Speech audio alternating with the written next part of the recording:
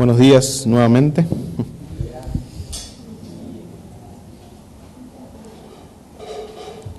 Este es uno de esos días que me ven de corrido.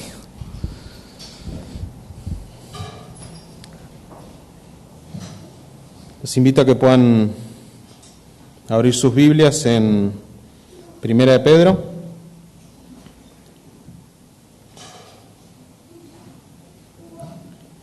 Capítulo 4,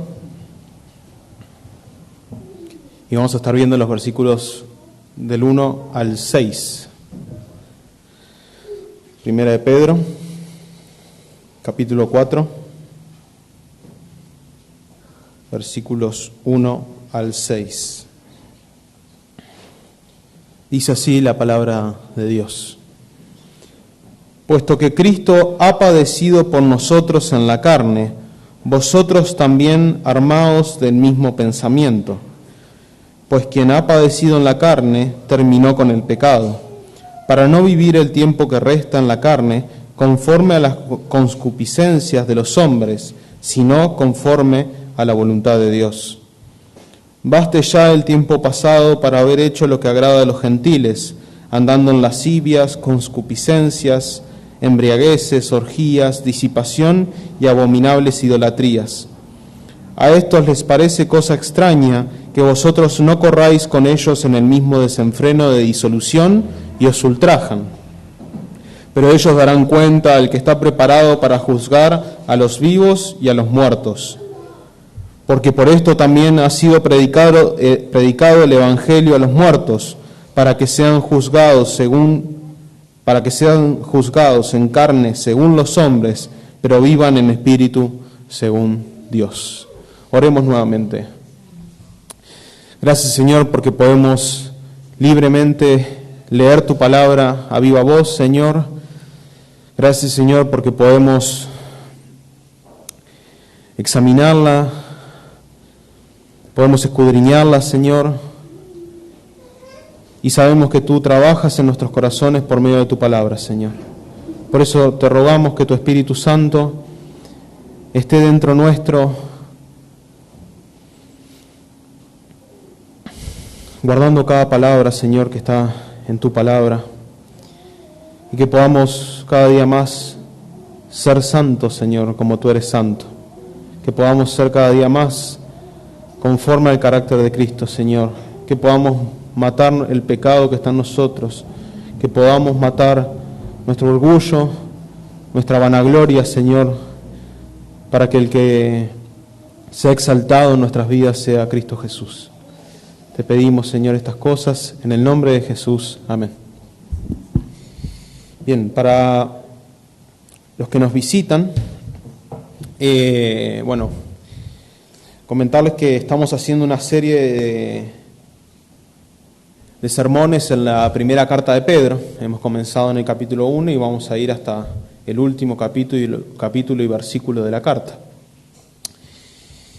Y como hemos visto, estos hermanos estaban pasando por una situación bastante compleja. No era fácil la situación que estaban pasando. Recuerden que eran judíos que se habían tenido que salir de sus tierras porque estaban siendo perseguidos, no solamente por probablemente los propios judíos, sino que también empezó una persecución en el Imperio Romano hacia los cristianos de aquella época. Cada uno de ellos estaba pasando por quizás sufrimientos y pruebas que quizás ninguno de nosotros hemos pasado aún. Perder familias, hogares, casas, familiares, incluso hijos, esposas, ver cómo eran torturados o hasta asesinados. Y todo por causa de ¿qué? Del Evangelio, de la fe que ellos tenían. Pero también Pedro no solamente los exhorta a que entiendan el sufrimiento de prueba que estaban pasando y cómo sobrellevarlo, sino que también los exhorta a que revisen sus vidas, si estaban viviendo en santidad, si estaban viviendo conforme a la voluntad de Dios. En el texto de esta mañana se juntan ambas exhortaciones. Se junta la exhortación acerca de la persecución y se junta la exhortación acerca de la vida de piedad, la vida en santidad. El título de la prédica de esta mañana es Armarse de la mente de Cristo para mortificar el pecado y soportar el padecimiento injusto. Y van a haber 2 puntos en la prédica. El primer punto va a ser del versículo 1 al 3, y es armarse de la mente de Cristo para mortificar el pecado.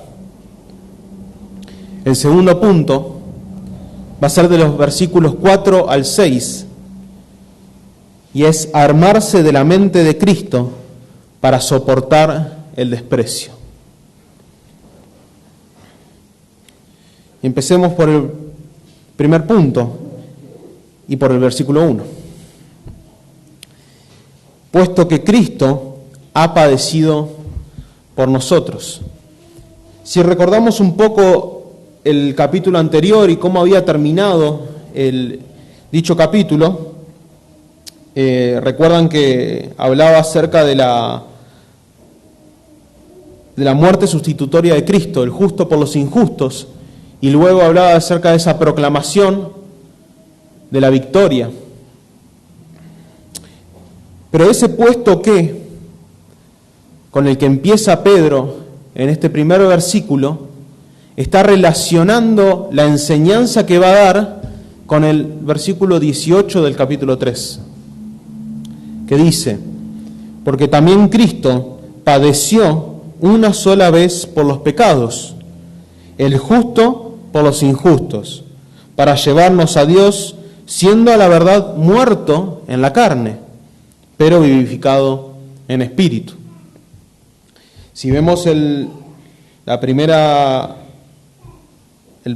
frase del versículo 1, vemos que usa la palabra padecido, igual que usa en el versículo 18 del capítulo 3, y usa la palabra carne, refiriéndose a que ha sido muerto en la carne. Entonces la exhortación que va a dar Pedro que va a dar Pedro, que dio Pedro y que vamos a estar viendo esta mañana, está totalmente ligada con la obra sustitutoria de Cristo en la cruz, el justo por los injustos. Los padecimientos de Cristo en la carne son básicamente el sufrimiento de su muerte en la cruz. Él padeció en la carne la persecución y el odio de un mundo que aborrece el mensaje del Evangelio. Se entregó voluntariamente a la muerte y fue clavado en una cruz. Los padecimientos de Jesús fueron reales, contrario a lo que decían los gnósticos. Él verdaderamente sufrió y padeció un dolor que ninguno de nosotros quizás padezcamos jamás. Y el sufrimiento de Cristo fue todo por causa de hacer la voluntad del Padre.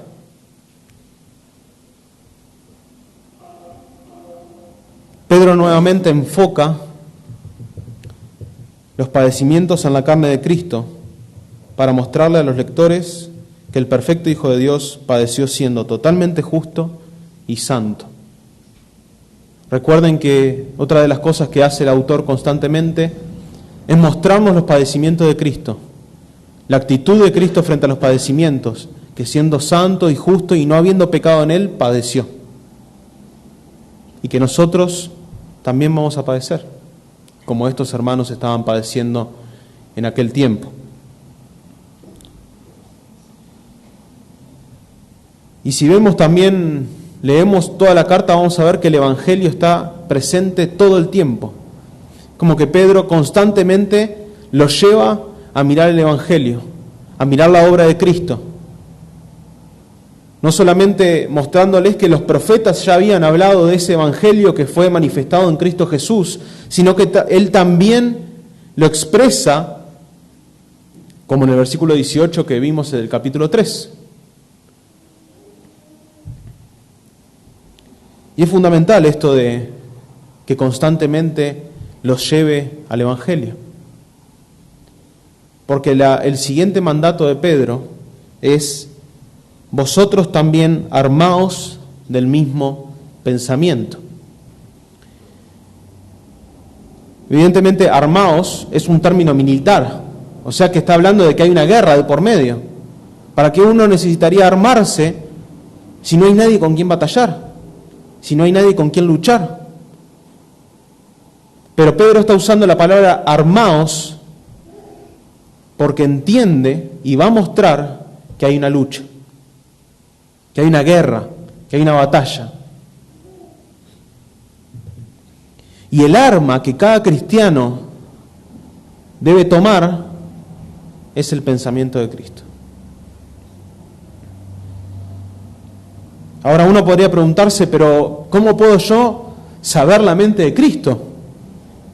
¿Cómo puedo yo conocer los pensamientos de Cristo? ¿Cómo puedo saber cómo Él pensaba en diversas situaciones que le pasaban y le acontecían? Bueno, primeramente en 1 Corintios 2:16, Pablo dice: porque ¿quién conoció la mente del Señor? ¿Quién le instruirá? Mas nosotros tenemos la mente de Cristo. ¿Y cómo es esto posible? Bueno, 1 Corintios 2 también nos da la respuesta en los versículos anteriores.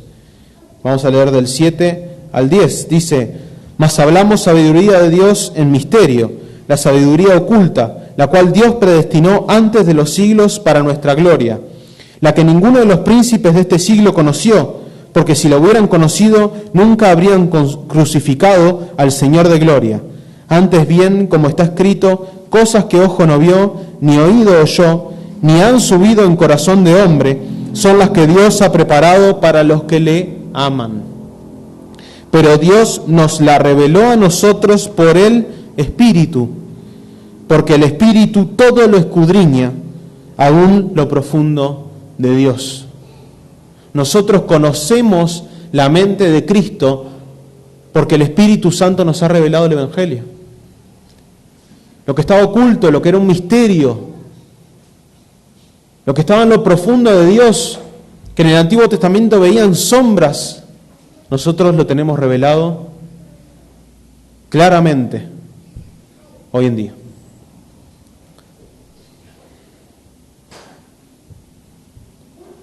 Otro texto también que nos habla de la mente de nuestro Señor es Filipenses 2, 5 al 8,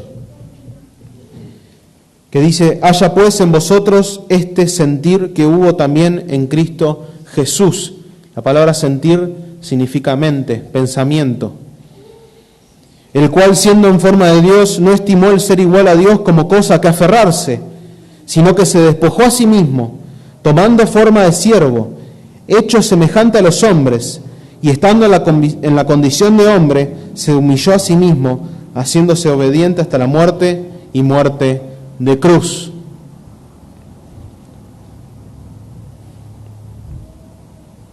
La Biblia constantemente nos llama a nosotros los cristianos a vivir como Cristo vivió, ser imitadores de Él, caminar en sus pisadas, como también vimos en 1 de Pedro. Hay muchísimas cosas que podemos aprender de la vida de Cristo. Es más, todo deberíamos aprender de la vida de Cristo. Porque siendo perfecto, fue humilde y manso. Porque siendo perfecto, buscaba la intimidad con el Padre en oración. Porque siendo perfecto, escudriñaba las Escrituras. Siendo Dios, tuvo misericordia de las multitudes, alimentó a miles y lavó los pies de los discípulos.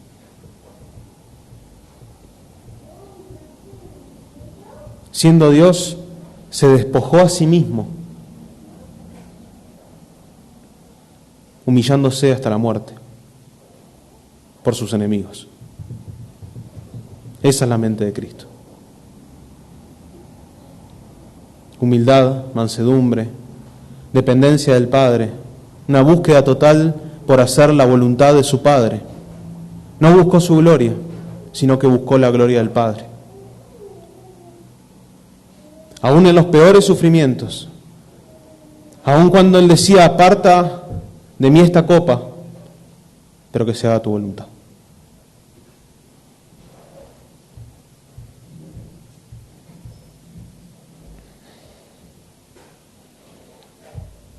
¿Y qué nos queda a nosotros? Siendo pecadores, ¿no deberíamos también, y mucho más, ser así, buscar ser así? Si Cristo, siendo perfecto y siendo Dios, vivió de esta manera, nosotros que somos pecadores, ¿no deberíamos aún más buscar la dependencia de Dios, la fortaleza de Dios, armarnos cada día con el Evangelio de nuestro Señor Jesucristo?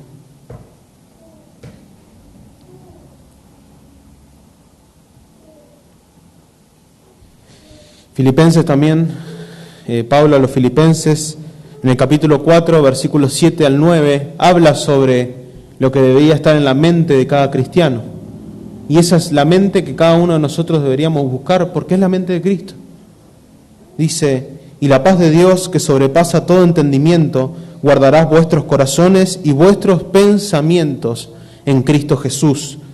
Por lo demás, hermanos, todo lo que es verdadero, todo lo honesto, todo lo justo, todo lo puro, todo lo amable, todo lo que es de buen nombre, si hay virtud alguna, si hay algo digno de alabanza, en esto pensad. Lo que aprendisteis y recibisteis y oísteis y visteis de mí, esto haced, y el Dios de paz estará con vosotros. Las enseñanzas de los apóstoles también nos revelan la mente de Cristo, porque ellos están predicando y revelando lo que Dios estaba inspirando a cada uno de ellos.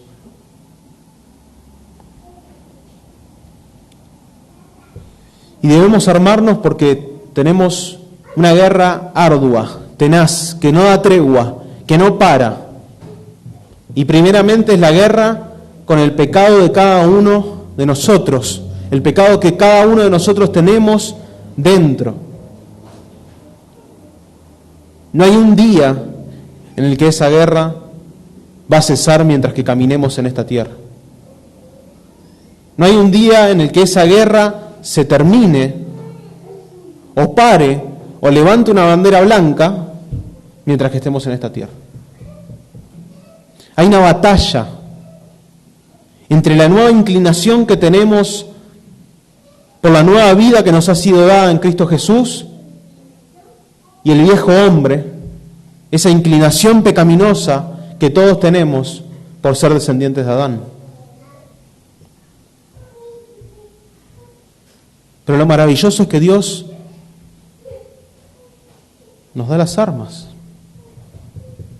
y nos dice que esa arma es cada día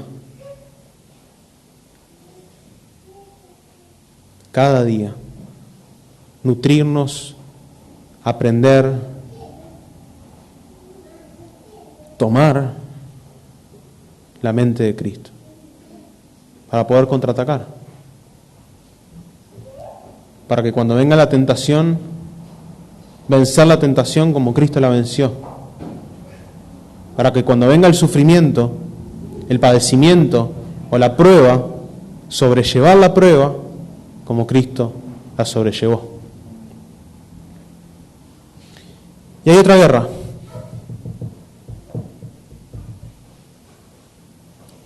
que es con lo que está afuera, contra los que están bajo las tinieblas. Es una guerra en la que ellos nos desprecian, nos aborrecen. Hay una guerra espiritual contra las huestes de maldad que van a querer ponernos palito en la rueda, como decimos acá.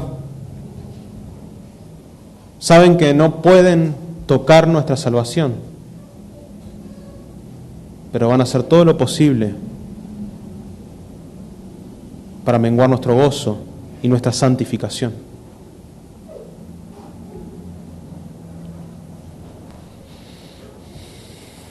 Y el versículo 1 sigue diciendo, pues quien ha padecido en la carne terminó con el pecado. Esta porción tiene algunas diferentes interpretaciones, pero vamos a entenderla y tratar de entenderla respecto al contexto en el que viene hablando Primera de Pedro y el contexto general de la palabra de Dios.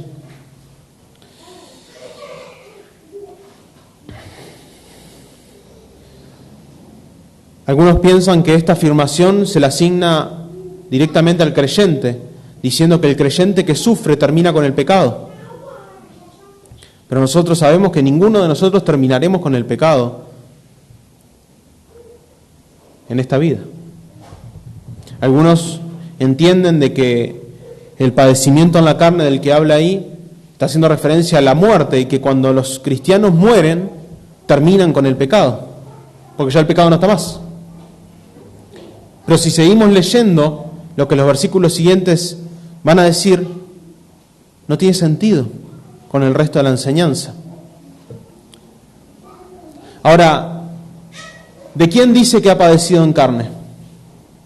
En el versículo 1. Cristo. Pues Cristo ha padecido en carne. Terminó con el pecado. Si entendemos que el padecimiento en carne se refiere a la muerte y el terminó con el pecado, es esa obra perfecta de Cristo de perdonar los pecados de todos los escogidos una vez y para siempre, pagarlos en esa cruz, recibir la ira que era para cada uno de nosotros, entendemos que ciertamente terminó con el pecado. De forma eterna terminó con el pecado de cada uno de los escogidos. Y si bien cada uno de nosotros seguiremos luchando con el pecado mientras que estemos en esta vida, delante de Dios somos vistos como santos porque Dios ve a Cristo. Delante de Dios somos justos porque Dios ve a Cristo.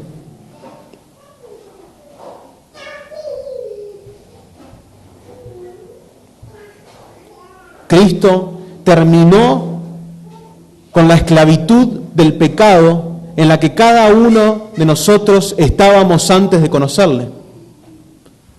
Como cantábamos, rompió mis cadenas. Estábamos en una esclavitud sumamente perversa, en la cual el pecado dominaba todas las áreas de nuestra vida. Y nosotros, felices y contentos, andábamos con una cadena en el cuello, una cadena en el tobillo, pensando que éramos libres. Cristo en la cruz pagó por nuestros pecados.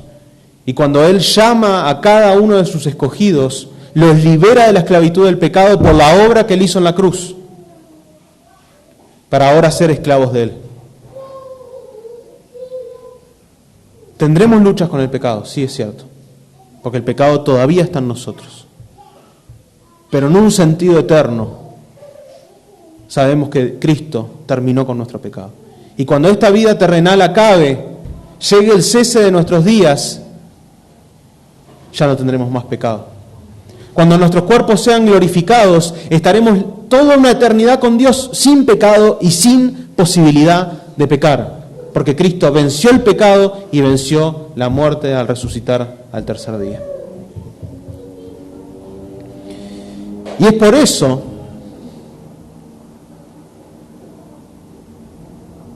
que Pedro después va a hacer las exhortaciones que van a continuar en el versículo 2. Pero podemos ver, por ejemplo, 1 de Pedro 2, versículos 24 al 25, que habla sobre esta sustitución de Cristo en la cruz y cómo Él terminó con el pecado. Dice, quien llevó Él mismo nuestros pecados en su cuerpo sobre el madero, para que nosotros, estando muertos a los pecados, vivamos a la justicia, y por cuya herida fuisteis sanados, porque vosotros erais como ovejas descarriadas, pero ahora habéis vuelto al pastor y obispo de vuestras almas, que dice que nosotros ahora estamos muertos a los pecados, porque Él llevó nuestros pecados en la cruz y ahora nosotros vivimos a la justicia. para la justicia, en la justicia. Hay un término del pecado. Romanos 6, 22 al 23. Mas ahora que habéis sido libertados del pecado y hechos siervos de Dios, tenéis por vuestro fruto la santificación y como fin la vida eterna. Porque la paga del pecado es muerte, mas la dádiva de Dios es vida eterna en Cristo Jesús, Señor nuestro. ¿Que hemos sido libertados de qué? Del pecado. Es una expresión de esclavitud, que alguien pagó el precio para librarnos de la esclavitud. Eso es la palabra redención.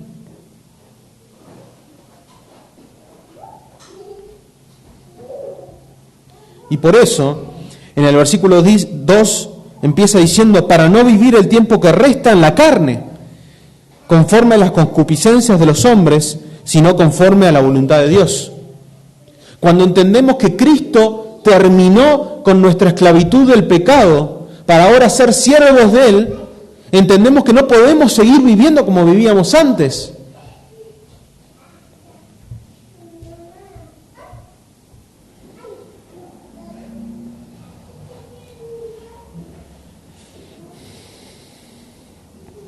Cuando entendemos la guerra que tenemos todavía en nuestras vidas,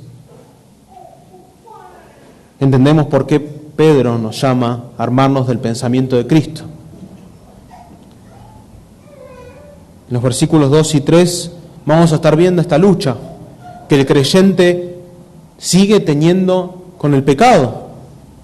Por eso dice, para no vivir el tiempo que resta en la carne, conforme a las concupiscencias de los hombres, sino conforme a la voluntad de Dios.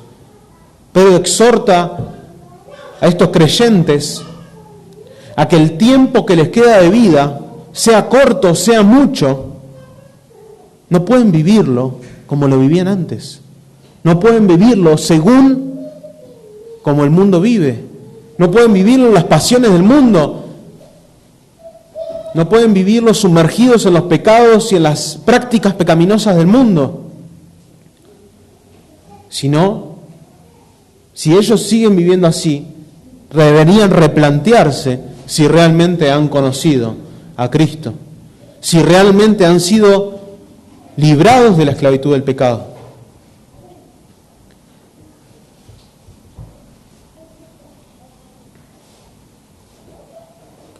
Y acá es para preguntarnos, ¿cómo está siendo nuestra vida respecto al pecado?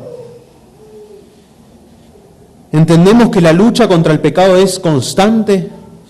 ¿Entendemos que debemos armarnos diariamente de los pensamientos de Cristo para vivir el tiempo que nos queda de esta vida?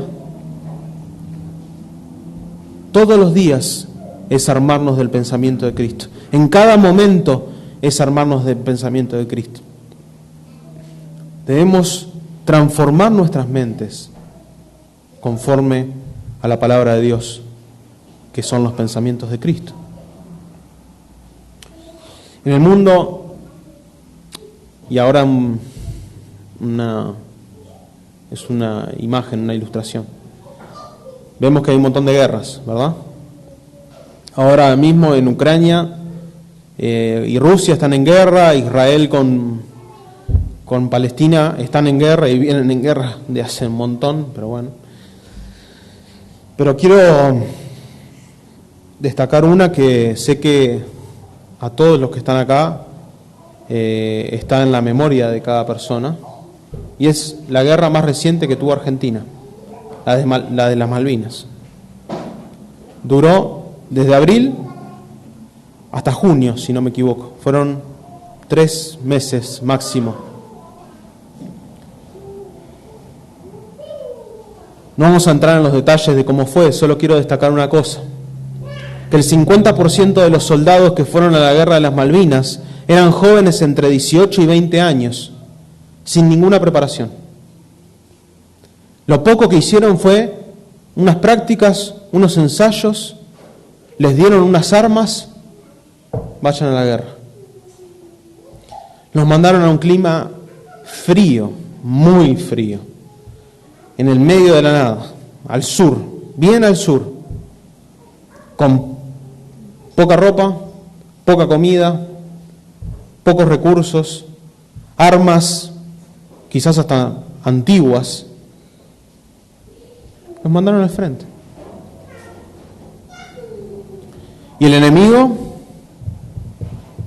el Reino Unido. Una potencia a nivel armamentística. Una potencia a nivel de ejército. Venían ya preparados de la Segunda Guerra Mundial. Equipamiento, entrenamiento.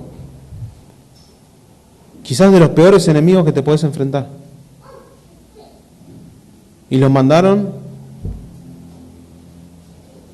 sin nada casi. Argentina tuvo casi 3 veces más fallecidos que Inglaterra en la guerra. Y el 72% de los fallecidos fueron estos jóvenes entre 18 y 20 años. Porque no tenían experiencia. No sabían usar un arma. Y aún así los mandaron para la guerra.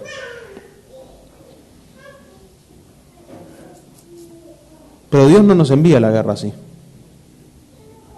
Dios no nos salva y nos dice, bueno, arreglate como puedas. Dios no nos salva y nos pone en el campo de batalla como diciendo, bueno, ahí verás qué podés agarrar para defenderte.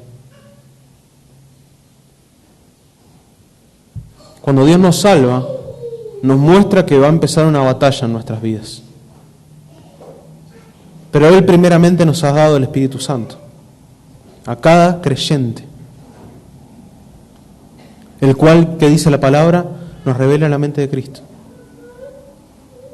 Él nos ha dado su palabra,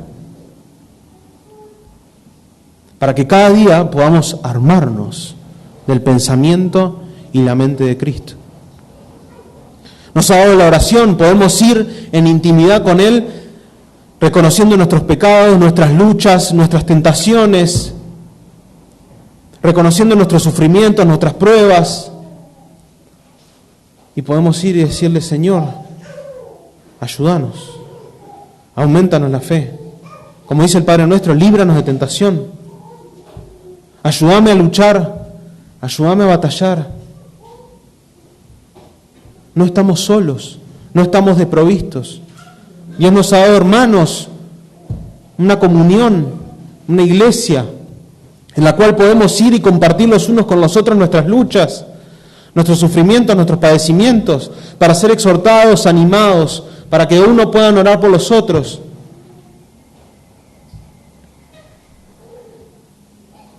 No tenemos excusa para no luchar. No podemos decir, Señor, no me has dado los recursos. Si está todo. Lo que pasa es que nosotros queremos hacer las cosas por nuestras propias fuerzas.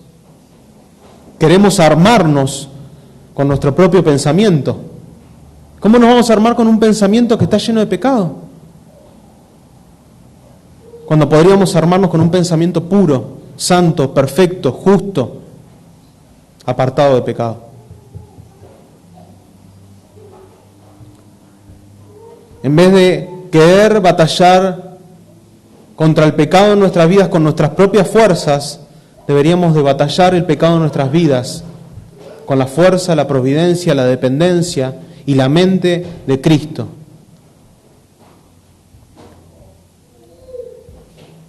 Uno de los textos que quizás más se le enseña a los niños es la armadura de Dios, ¿no? O sea, a veces se ponen diferentes fotos con la armadura y lo que cada parte de la armadura significa.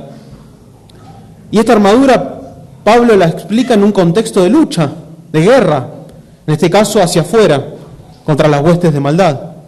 En Efesios 6, versículos 10 al 18 dice, por lo demás, hermanos míos, fortaleceos en el Señor y en el poder de su fuerza, vestidos de toda la armadura de Dios, para que podáis estar firmes contra las acechanzas del diablo. Porque no tenemos lucha contra sangre y carne, sino contra principados, contra potestades, contra los gobernadores de las tinieblas de este siglo, contra huestes espirituales de maldad en las regiones celestiales. Por tanto, tomad toda la armadura de Dios, para que podáis resistir en el día malo. Y habiendo acabado todo, estar firmes. Estad pues firmes, ceñidos vuestros lomos con la verdad, la palabra de Dios, y vestidos con la coraza de justicia, calzados los pies con el apresto del evangelio de la paz. Sobre todo, tomad el escudo de la fe. Todo cristiano debe tener fe. Y tomad el yelmo de la salvación y la espada del Espíritu, que es la palabra de Dios, orando en todo tiempo con toda oración y súplica en el Espíritu, y velando en ello con toda perseverancia y súplica por todos los santos. Nos llama a vestirnos, a fortalecernos en el Señor y en el poder de su fuerza. Nos llama a vestirnos con, la palabra de Dios, teniendo al Espíritu Santo con nosotros, el Evangelio de la paz, la espada, que es la palabra de Dios, y además orando en todo tiempo. Y velando en ello con toda perseverancia. Cosas que quizás nos faltan mucho. Todo tiempo, preguntémonos si estamos todo tiempo en oración. ¿Somos perseverantes en la oración, en la palabra, en vestirnos día a día con la armadura de Dios? ¿En revestirnos nuestras mentes con los pensamientos de Cristo? ¿Nutrimos nuestra vida con la palabra de Dios? Si no, cada día va a ser una pérdida saber. Vamos a caer en pecado. No vamos a luchar con el pecado como deberíamos luchar.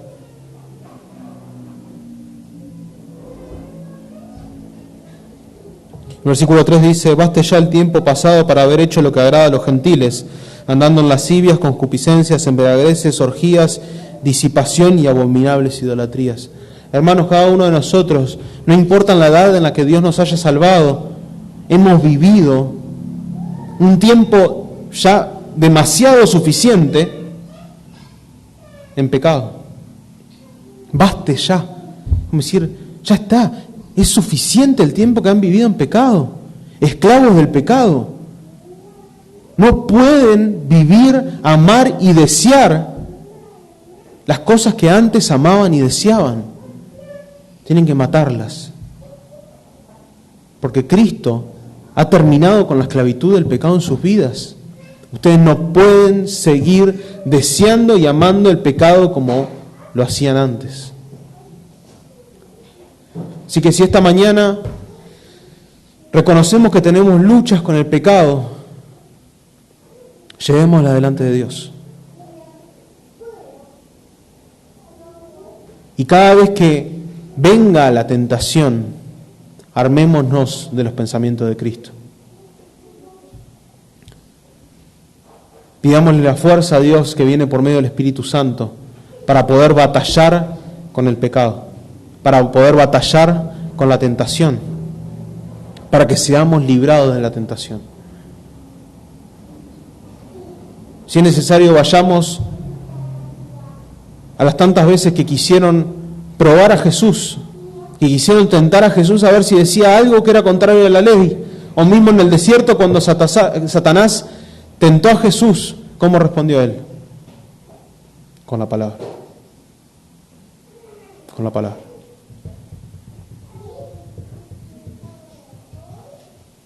Armémonos de la mente de Cristo para batallar la guerra ardua contra el pecado que está en nuestras vidas. Y ahora, el segundo punto, versículos 4 al 6, armarse de la mente de Cristo para soportar el desprecio. Como dijimos, tenemos una guerra interna y también tenemos una batalla, de cierta forma, que el mundo nos presenta. Se pone firme contra nosotros. Y acá Pedro lo va a explicar por qué. Versículo 4. A estos les parece cosa extraña que vosotros no corráis con ellos en el mismo desenfreno de disolución y os ultrajan. Cuando el mundo ve la vida del cristiano, debería de extrañar la forma en la que éste actúa en cada área de su vida.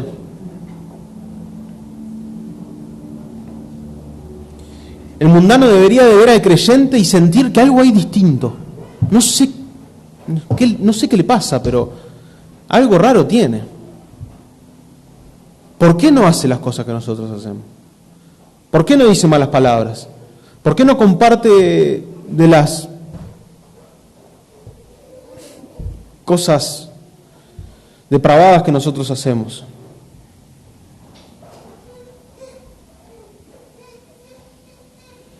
La forma de vida del cristiano es completamente desconocida para los que no son cristianos. Por eso la ven como extraña, como si fuese de otro planeta. Vamos a poner otra ilustración. Entra un chino acá. Quizás la mayoría de nosotros nos demos cuenta de que es chino porque tiene rasgos étnicos, ¿no? Eso no estoy diciendo nada malo. A la vez también lo escuchamos hablar y quizás algunos de nosotros en nuestra vida hemos escuchado algo en chino, entonces diríamos, bueno, sí, me parece que es chino.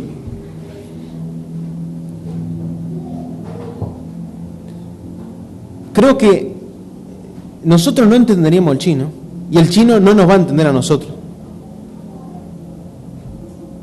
Lo vamos a invitar a la coinonía y le vamos a poner un matambre a la pizza con una ensalada rusa y un juego de cuchillo y tenedor.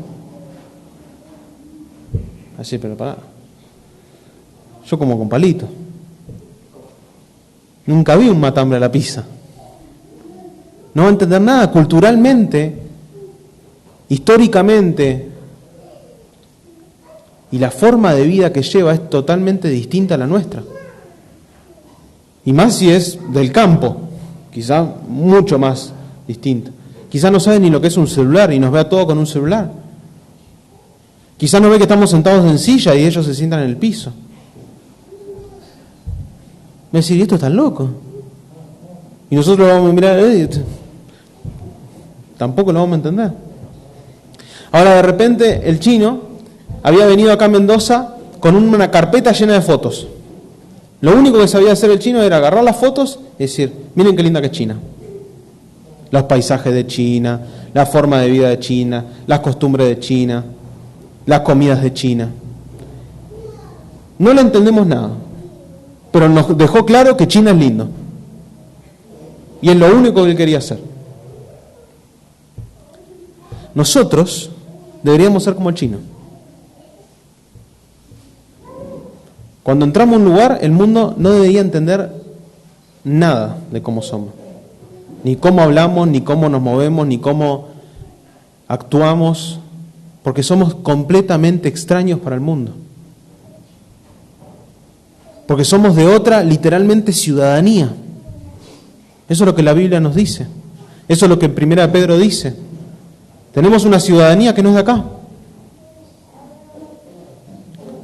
Y nosotros en lo único que deberíamos quizás hacer entender al mundo y entendernos con el mundo es mostrarles acerca de esa ciudadanía que tenemos.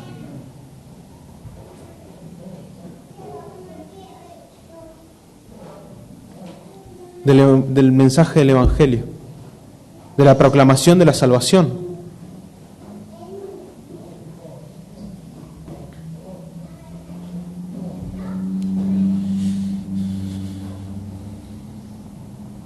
El mundo debería de extrañarse, de sorprenderse, que nosotros no andemos en el mismo camino de desenfreno. Los mundanos están cayendo de un avión sin paracaídas derecho a la fosa del infierno. No hay nada que los pare.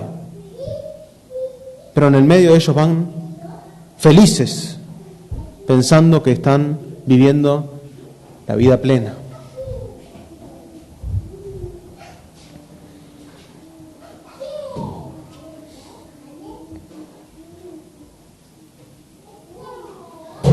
Y nos van a ultrajar, nos van a blasfemar nos van a odiar, nos van a rechazar, como estaban haciendo con estos hermanos en el contexto de la carta. ¿Por qué? Por la fe. No era porque eran chinos, no era porque eran griegos, romanos, hebreos, era por la fe. Era por la fe.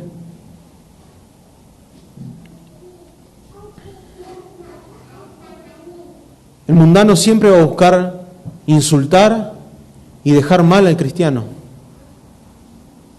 El mundano va a querer inventar cosas falsas acerca de los cristianos para dejarlos en ridículo, porque primeramente odian a Dios y por lo tanto nos van a odiar a nosotros.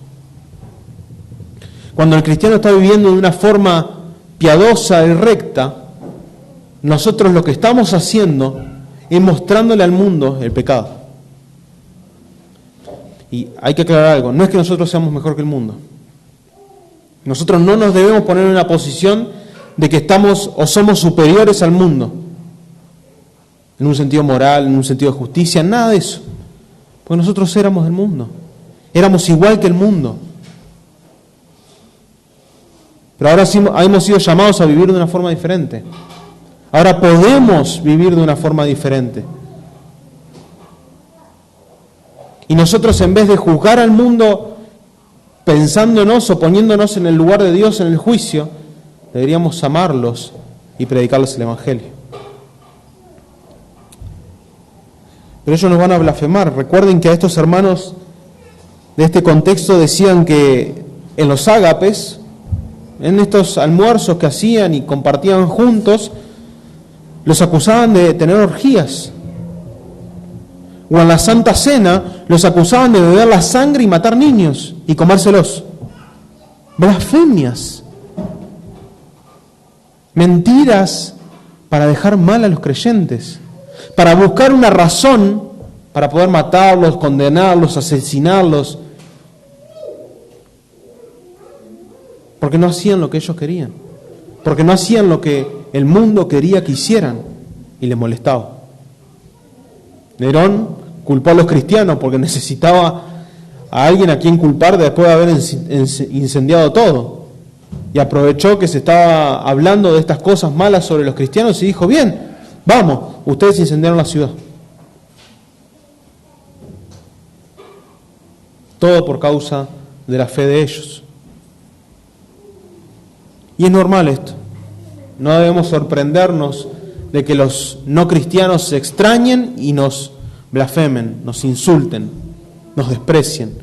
Romanos 1, 28 al 31 dice: y como ellos no aprobaron tener en cuenta a Dios, Dios los entregó a una mente reprobada para hacer cosas que no convienen, estando atestados de toda injusticia, fornicación, perversidad, avaricia, maldad, llenos de envidia, homicidios, contiendas, engaños y malignidades, murmuradores, detractores, aborrecedores de Dios, injuriosos, soberbios, altivos, inventores de males, desobedientes de los padres, necios, desleales, sin afecto natural, implacables, sin misericordia, quienes, habiendo entendido el juicio de Dios, que los que practican tales cosas son dignos de muerte, no solo las hacen, sino que también se complacen con los que la practican.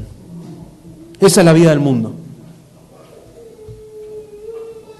Y nosotros no deberíamos compartir nada con esta vida del mundo.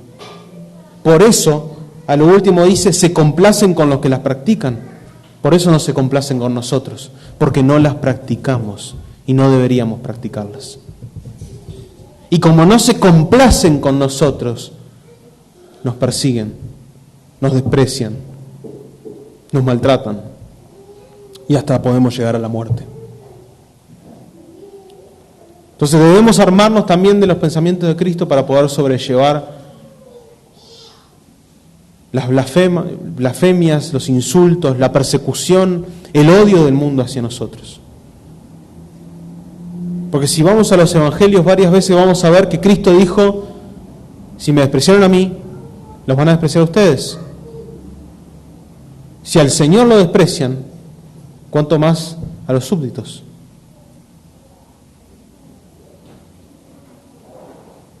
¿Y cómo Cristo sobrellevó los desprecios? Los soportó. ¿Por qué? Para agradar al Padre. Ya hemos visto en Pedro cómo Pedro nos llama a no levantarnos frente a los padecimientos injustos, queriendo hacer nuestra propia justicia. Y eso es lo que va a decir Pedro en el versículo 5. Pero ellos darán cuenta al que está preparado para juzgar a los vivos y a los muertos. Cuando pensemos en hacer nuestra propia justicia, tomar venganza por mano propia, cuando querramos responder los insultos con insultos, primeramente pensemos si Cristo lo hizo. 1 Pedro 2:23, que ya lo vimos también, y está bueno esto de que vayamos de vuelta a Pedro porque vemos cómo es la línea de la carta, ¿no? Dice, quien cuando le maldecían no respondía con maldición, cuando padecía no amenazaba, sino que encomendaba la causa al que juzga justamente. Y es lo que está Pedro diciendo acá, que Dios está preparado para juzgar a los vivos y a los muertos, y los no creyentes, los mundanos, los impíos, que desprecian a los hijos de Dios, tendrán que dar cuenta delante de Dios. El juicio no corre por nuestra mano. Nosotros, ¿qué debemos hacer? Todo lo que Pedro viene exhortando, todo lo que Dios nos exhorta a través de las palabras de Pedro, que es a soportar como Cristo soportó, entendiendo que es una prueba y que por medio de esa prueba estamos siendo purificados como el oro. El pecado de nuestras vidas, en este proceso de santificación, es mortificado por medio de las pruebas. Y vendrán pruebas más difíciles que otras. En este caso la prueba estaba siendo bastante sufrida, porque sus vidas estaban en juego. Pero ellos aún así no debían responder con juicio, con venganza, con maldición, sino que encomendar a Dios, que ve todas las cosas, y saber que Dios hará su justicia en su tiempo. El juicio no corre por nuestras manos, el juicio es de Dios. Ahora esta mañana también, y es propicio lo que dice acá en estos textos, es preguntarte, ¿cómo está tu vida? ¿Cómo está tu relación con el pecado? Porque si estás viviendo como describía la carta de Romanos, o si estás escribiendo como Pedro dice acá, sumergido en una vida de pecado, y te agrada y te complace el pecado, déjame decirte que no sos cristiano.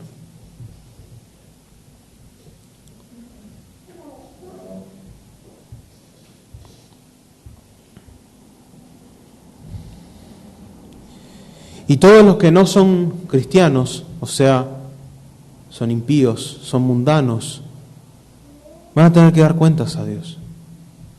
Hay un juicio, que ni los muertos escaparán del juicio. Por eso dice, los vivos y los muertos. Los que han muerto también tendrán que pasar por el juicio. Los que estén vivos, cuando Cristo vuelva, tendrán que pasar por el juicio. Nadie escapa al juicio. Y si tu vida es un desenfreno de pecado, si Dios para vos no importa nada, significa que lo aborreces y que tendrás que dar cuentas a Dios. Y el juicio para el pecador no arrepentido es el infierno eterno.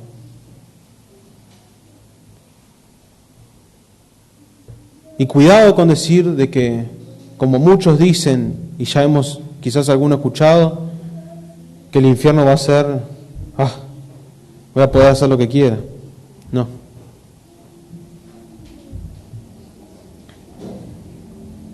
Va a ser el sufrimiento y el castigo eterno por los pecados. No vas a tener tiempo para pensar en lo que querrás hacer, sino que vas a estar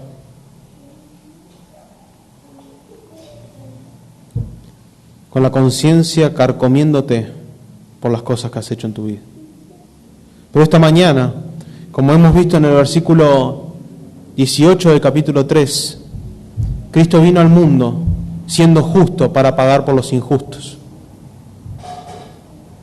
Cristo vino al mundo para pagar por los pecados de todos aquellos que creen en Él. Entonces, si esta mañana vos ves que tu vida es un desenfreno de pecado, si esta mañana vos ves que tu vida va camino derecho hacia el infierno, quizás el Espíritu Santo te esté llamando al arrepentimiento. Y te invito a que puedas, en la intimidad, pedirle a Dios que te salve, que perdone tus pecados, que te arrepientas por las obras de maldad que has hecho contra Él, por aborrecerlo toda tu vida, por odiarlo toda tu vida, que realmente reconozcas que no estás bien, que sos pecador, y que creas que Cristo murió en la cruz para pagar por tus pecados. Si es así, si el Espíritu Santo te llama a arrepentimiento y fe, serás salvo.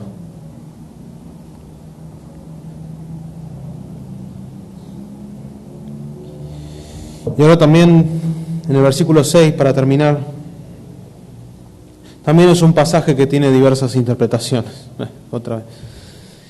Pero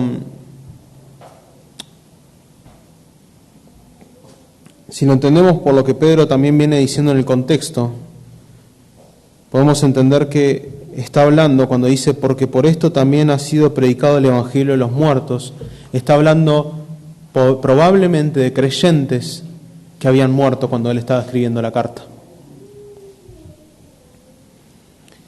Estos creyentes probablemente habían muerto por martirio, o quizás alguno por viejo, alguna enfermedad, pero probablemente la mayoría habían muerto por el martirio. Pero ellos habían creído en la predicación del Evangelio. Y lo que les dice Pedro es sumamente alentador. Dice, para que sean juzgados en carne según los hombres, o sea, en la muerte física, pero vivan en espíritu según Dios. Pedro los anima, diciéndoles que los padecimientos que están pasando, aun si llegan a la muerte, si ellos han creído en el Evangelio, tendrán la vida eterna juntamente con Dios.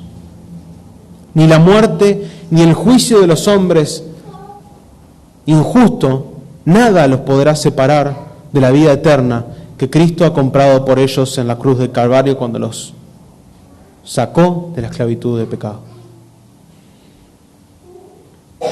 Es de sumo aliento. Imagínense, están pasando por pruebas y Pedro les dice, ármense de la mente de Cristo para primeramente matar el pecado en ustedes y segundo, ármense de la mente de Cristo para que por medio del sufrimiento entiendan cuál es la voluntad de Dios, que sean purificados como el oro y que si incluso deben pasar por la muerte, sus vidas están resguardadas en Dios.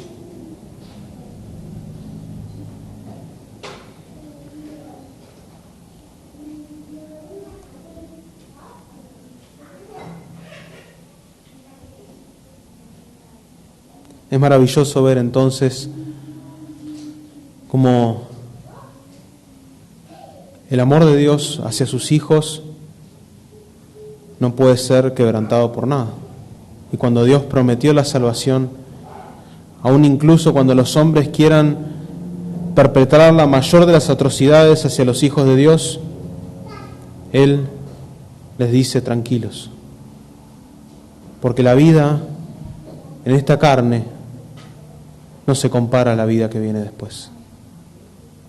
Si han de sufrir, soporten y sufran, sabiendo de que tienen la vida eterna, que son herederos de una herencia que es inmarchitable, inmarcesible,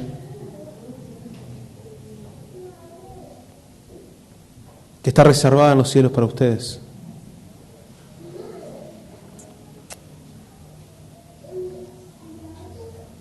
Y recuerden que Cristo fue y murió en esa cruz del Calvario, soportando y sufriendo la mayor injusticia que jamás se haya visto. Pero para ser el justo por los injustos. Cada uno de ustedes cada uno de sus hermanos vamos a pasar injusticias, pero revistámonos, armémonos de la mente de Cristo para poder soportarlas conforme a como Él quiere que las soportemos.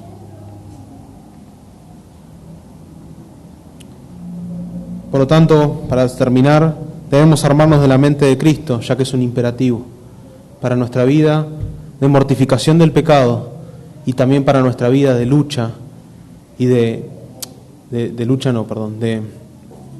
sobrellevar la prueba, los sufrimientos.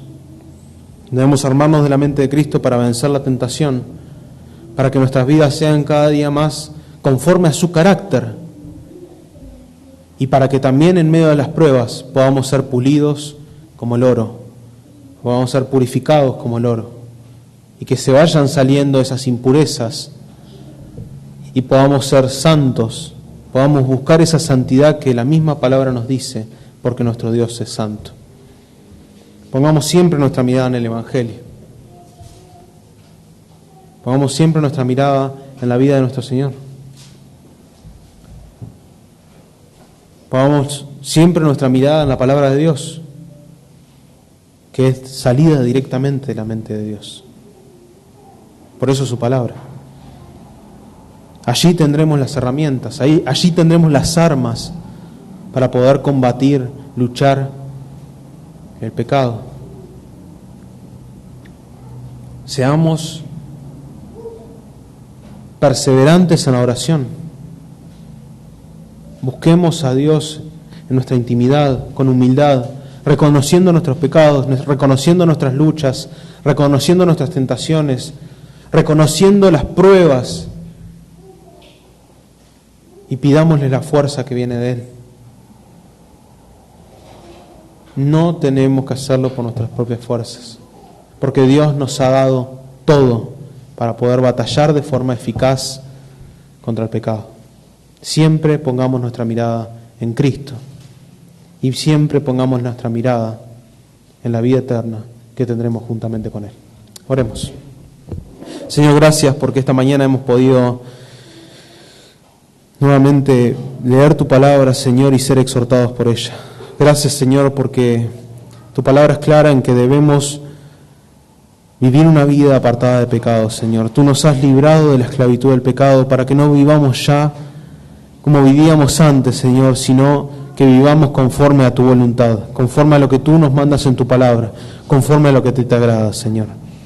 Ayúdanos a poder meditar en estas cosas y que cada día podamos armarnos de la mente de Cristo, podamos buscar en tu palabra, Señor, cada día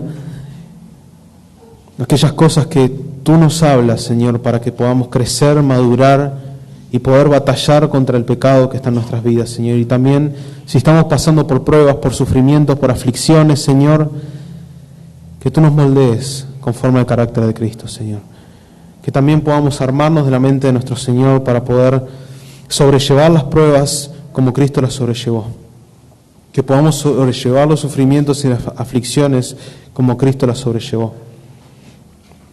Y que podamos entender que tiene un propósito eterno, que tiene un propósito bueno, que es para nuestra santificación, para nuestro crecimiento, para que seamos purificados, Señor.